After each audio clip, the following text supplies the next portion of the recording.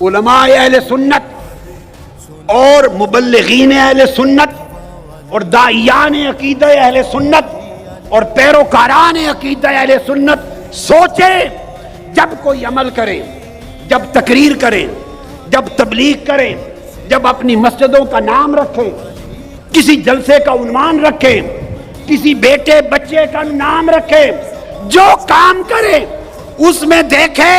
کہ اس میں اہل بیت کے اندر مصطفیٰ کی حفاظت ہو رہی ہے یا نہیں۔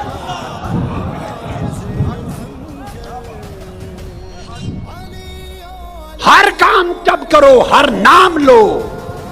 تو دیکھو وَاحْفَظُوهُ فِيهِمْ کہ کیا اہل بیت کے اندر شان مصطفیٰ کی حفاظت ہو رہی ہے یا نہیں۔ اگر آپ اہل بیت کی شان کی حفاظت میں جلسے جلوس نہیں کر سکتے اور مولا علی المرتضیٰ کے ولادت اور وصال کے عرس نہیں منا سکتے اور اہل بیت کی عزت اور حرمت و ناموس کے ڈنکے نہیں بجا سکتے،